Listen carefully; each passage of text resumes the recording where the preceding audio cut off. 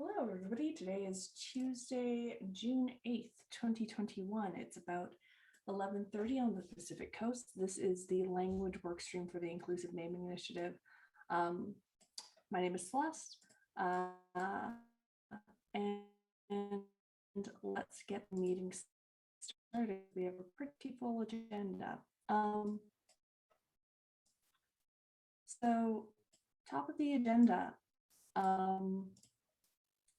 We had a discussion. We had a discussion last week about the scope of language that we wanted to address with the recommendations that we had. And Carla's come up with a draft state of work that you can see in the agenda, and I'll paste the link one more time in the chat for those who just arrived. Do we feel comfortable with the scope of work that Carla has proposed?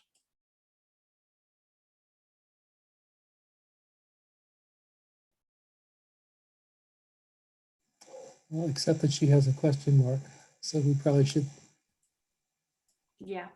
change that into some other punctuation mark. What about other technical content such as engineering and science? I don't know what about that, but I do think that the makeup of this group is primarily oriented towards IT technology, and maybe then therefore that's the best place to start. What do others think? Agree. I tend to agree as well. And I'm going to leave.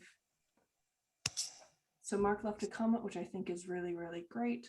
Okay to call this code artifacts. I think that's very, very precise. And I'm going to say that other technical content like engineering and science belongs in additional or possibly out of scope. Well, we do want to include technical documentation, whether it's user manuals, API docs. Yeah, that too. And that needs to be said here.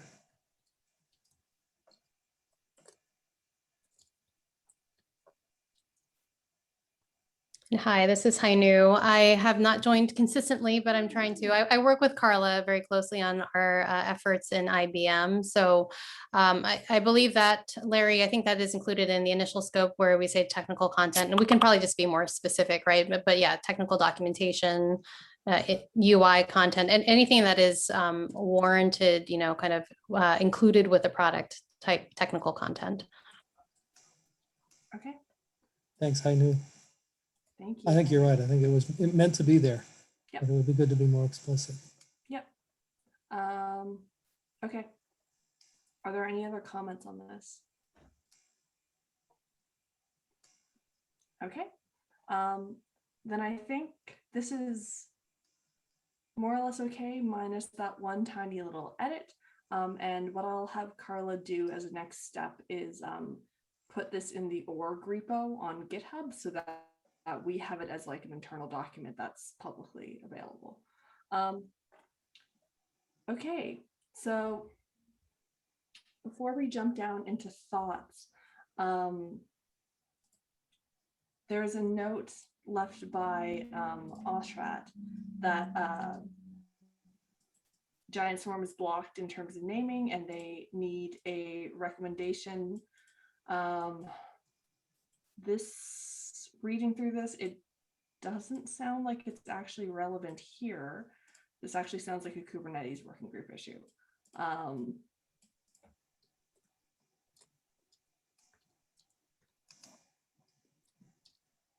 So let me take that back to where I think it actually belongs.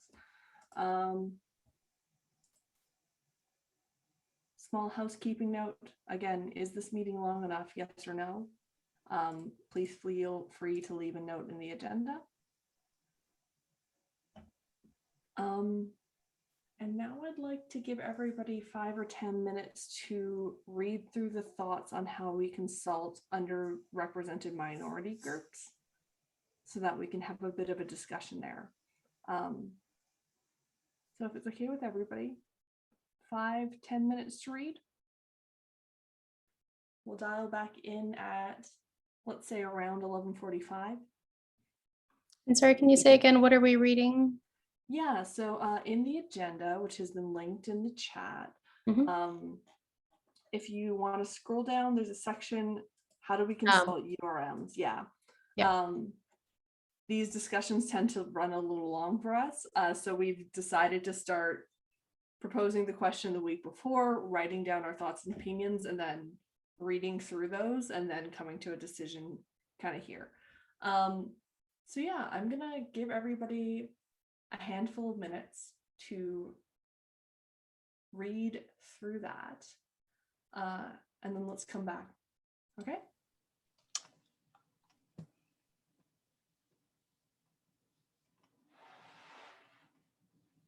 Celeste, would you mind reposting? Sorry, I joined late and therefore I don't see any chat posts that were made before I joined. I'm so sorry. I had my headphones off, so let me get you the link, Joanna. Thank you. There you go. Okay. I'm headphones off because I can't like talk and read. Thank you.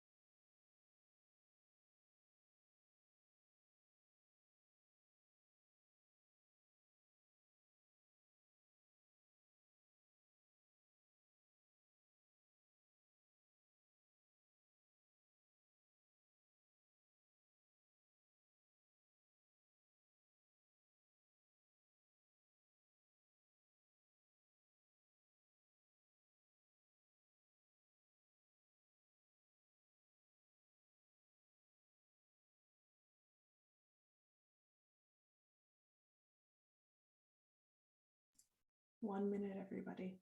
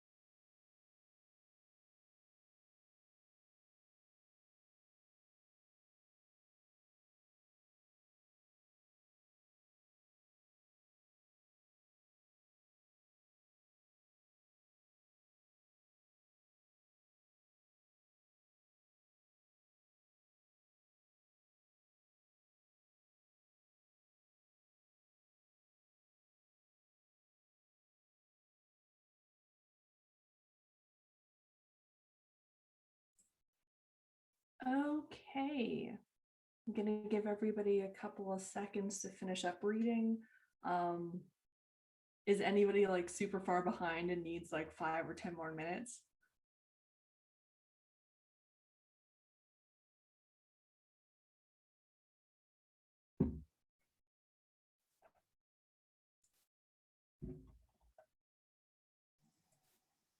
I'm good.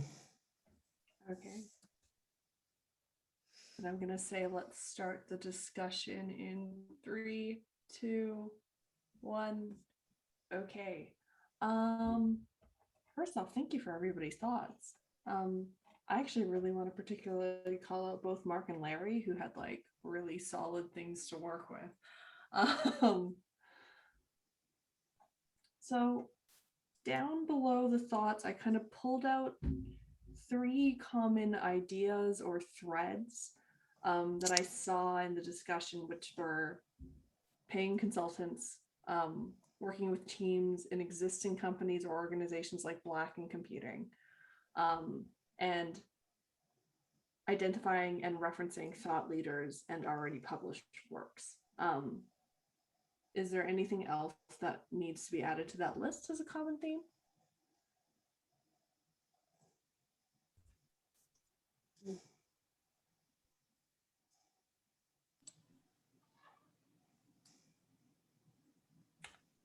Monica, you're muted if you're speaking.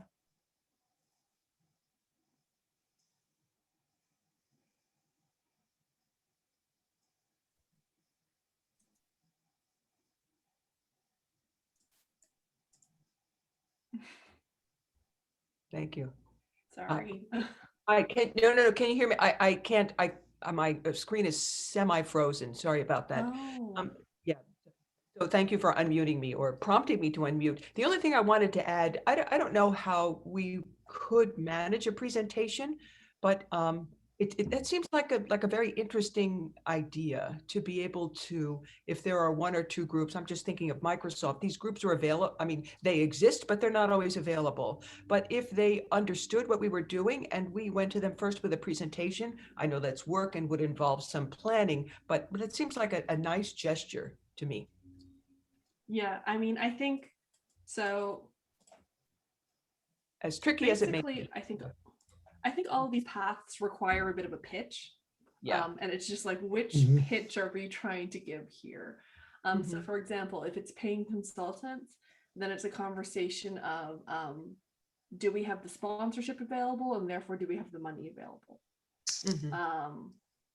If it's working with teams or existing companies or an organization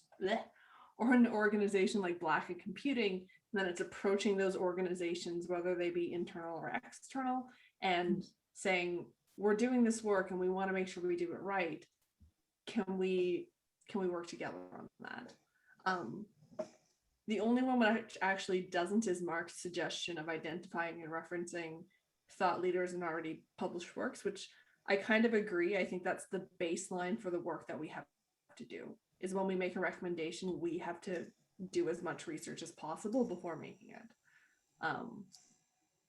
Kartik, you've got your hand up. That's also a pitch. Yeah, sorry. Yes, so I was just going to add to that, like, so when we talk about like monetary benefit or like giving monetary compensation, we might also need to like strongly focus or create a foundation for us as a governing group inside inclusive naming initiative, which we are still in the progress of doing it. So that is one thing. And the second thing is like, I saw like, I'm sorry if I pronounce the name wrong, Karsten Wade. So I understand that, but wouldn't that be the part of the work they'll be doing within their organization to make sure they are raising the profile of URMs? And isn't that not easy for people who's leading within the team to just share that outside of their organization, because they are not essentially recreating or doing the effort, redoing the effort again. It's just like sharing from their organization to an outside organization like Inclusive Naming Initiative. So that's my thought. Yeah, so just to back everybody up, what Kartik is referring to is that Karsten's left a comment on the idea of compensation for external consultants, and that comment reads, I'm of two minds on this. On the one, I want everybody to be at the table, but it is asking a lot of volunteer work from people who are already doing too much of this work. And that's where paying a consultant is a very handy option, because they're getting compensation for their time. And to a certain extent, also using sort of an advocacy group, even internally with something like Microsoft, that's a volunteer thing that isn't necessarily a part of their job description, right? Yes, and I doubt them, but you know, it's an option for certain groups. Yeah. Sorry, Kartik, you were going to say? No, I was just gonna say, like, when we bring something like a monetary compensation to someone who is we gonna approach and ask to work for, so this is my personal opinion. I'm not speaking on behalf of anyone on the company. So wouldn't that create a bias to that person, because they are actually doing some work and they're getting paid off, and they put in their own opinion or some sort of something like that. So that is totally my opinion. I'm open to suggestion or to discuss further. Like, say for example, I don't want to like bloat this conversation, but say for example, if even with the volunteer like people who are looking for like monetary benefits, say there are 5 people who is coming and working on that link, and what if this is again like another second scenario of a biased situation? Like, what if all those 5 people are just white by their race, and we couldn't able to get anyone, or we don't want to be spending time on identifying whom we can sponsor or whom we can actually give the monetary benefit to, because we are already putting in a lot of time and we don't want to do that. And if it ends up something like the scenario that we just discussed, like that is going to be like a, I don't know, I mean, sorry for, I'm trying to be a devil's advocate and try to figure out we are standing in the right place. I understand. And I think if we were to go the route of paying a consultant, I think we would essentially just have to do our research very carefully to do that, and make kinds of decisions on like what do we want to come out of that. For example, being white is not necessarily a blocker to doing this work well. If the person, for example, like if they are kind of a professional and they're doing this professionally, if they've kind of done the requisite research, which I assume would be a part of taking on that job professionally, that is not necessarily a blocker, right? But I think the question but I think you're bringing up a good point, in that the question we're trying to answer is, how do we get people of color? Yeah. And paying somebody is potentially a solution. Yeah. So, sorry. Yeah, I have another thought to offer, which is, you know, if we're, and I know these aren't mutually exclusive, but if we are weighing between paying a consultant versus, say, partnering with various organizations that serve and represent the voice of various historically underrepresented groups and minorities, I would be in favor of the latter, because I also think that provides us more legitimacy in our work. because other organizations that actually represent communities, they are speaking on behalf of those communities, whereas a consultant, may have done some research. But, the other thing is that our work is never like completely done, and that language is always going to evolve, right? There are terms that were considered totally acceptable, a decade ago and are considered highly offensive now. And then other terms that have gone the other way because communities have reclaimed them. And I feel like having an ongoing liaison relationship with various other nonprofits that represent historically underrepresented groups, we're going to having an ongoing relationship so that there's continuing dialogue as these changes in language happen, I think is going to be, more valuable than a consultant whom we would have to we'd have to figure out how to make sure we were still, getting up-to-date information, and we might have to pay them to do periodic reviews every couple of years. And also, how are we going to find a consultant that like really understands the needs of all the different underrepresented groups that we care about? Yeah. No, I think you're bringing up a good point, particularly in terms of long-term sustainability for the project. Okay. I agree with Joanna. I think put in those terms, I really understand what Joanna's saying, and I agree with you.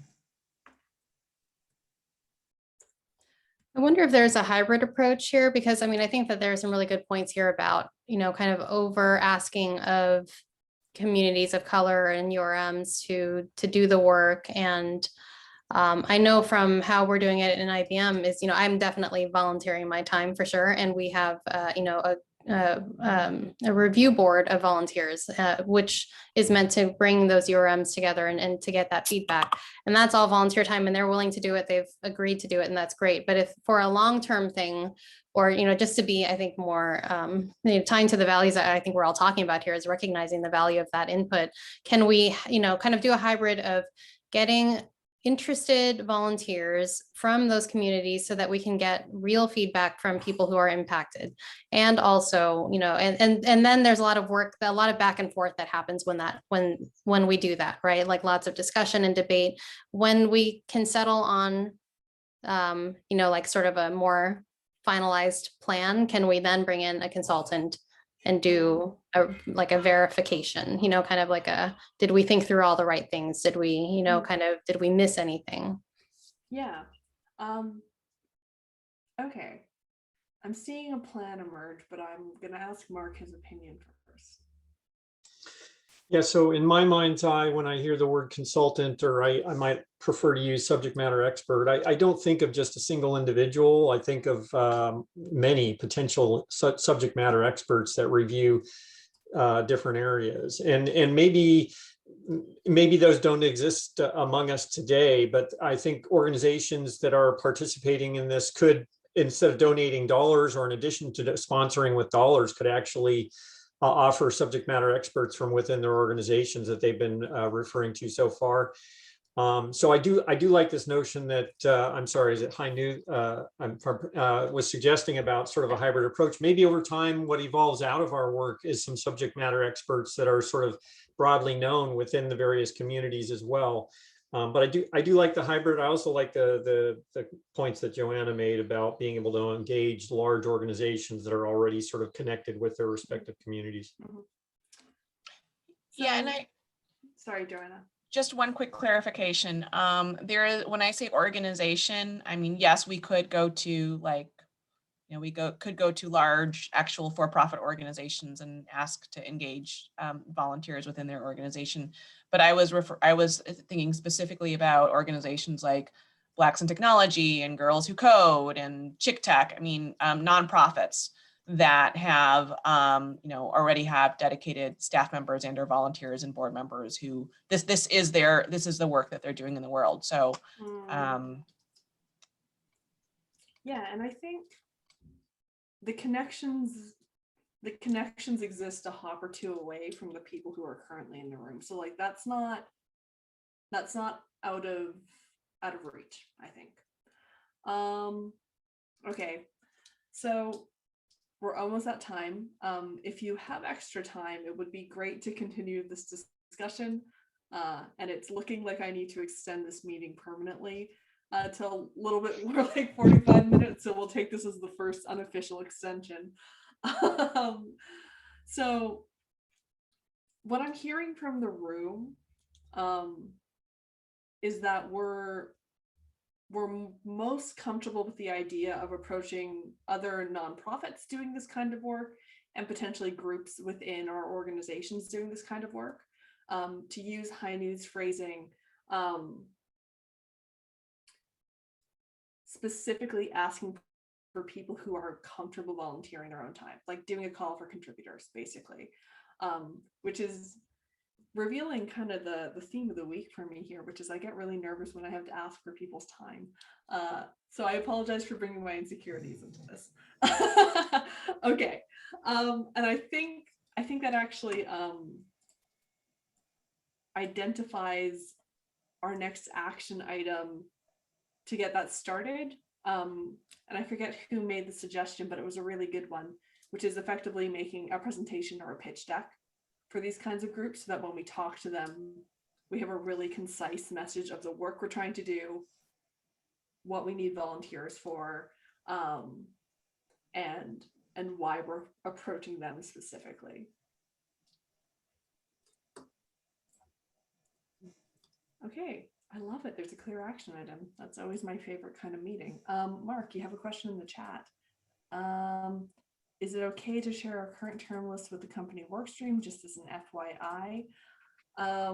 Monica, I mean, they have access to the spreadsheet anyways, so I don't see the problem with that.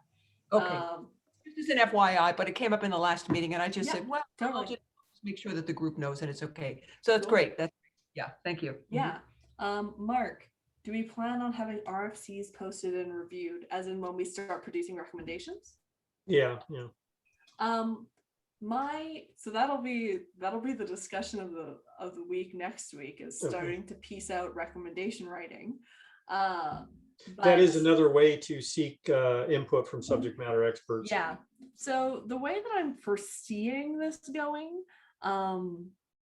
is probably that we'll draft these kind of internally on a Google Doc, and then we'll have like a pull request and a pull request review process. Like it's going to go through a pull request review process either way when it goes through the website. And the other thing that's kind of happening in the background is the community and open source Workstream is going to work on like a portable data format for these recommendations so that they can be read in by tools like linters. It's going to go through some PR processes anyways. And I agree that's a way to get comments. Yeah, I wouldn't argue it should be the only way. But no, it's really the hesitation or the but in me is you get a lot of people who will do drive-by reviews of this kind of stuff and they'll leave a nasty comment. So I don't want it to be the only forum by which we refine this. Like I'm happy with it being the final form, but it really opens up the people doing the writing to a lot of abuse. And it's very unfortunate, but it happens all the time. When we started doing this work in Kubernetes, we dealt with it like once or twice a month. Just somebody leaving a random issue, being a jerk. It's interesting you've got that perspective of too many reviewers. I was thinking the opposite. If they don't know we're here, we won't get the subject matter experts that we really want. But I think, I think we need to come up with a pitch. Yes, I think the next thing we need to do is come up with a list of organizations we'd like to approach, and then start making the approach. It needn't be a long pitch. No, I really think it only needs to be like a pretty short pitch. So what I think I'll do to set up the next meeting is set up the pitch document. I'd like to ask the room prior to the meeting to populate with organizations we'd like to approach to help do this kind of work. And I think the next thing we have to do next meeting is we've got to start piecing out these recommendations and start hacking away at them. Okay. Which recommendations? Just to clarify, the ones that we just talked about, or sort of the our word list? our word list. Uh, The work must inevitably begin to get done. And I think that starting to approach organizations to help verify those recommendations and writing the recommendations can happen in parallel. I don't think it needs to be one first and then the next. no, it doesn't. And kind of talking to organizations and like seeing if there's anything we can do there. It takes a few weeks anyways, like it's a bit of a back and forth process. So best to start that while we're writing. Okay.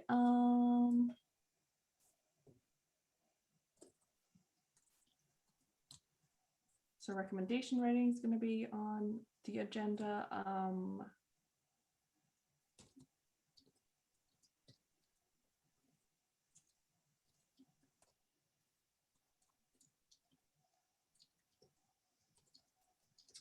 Okay.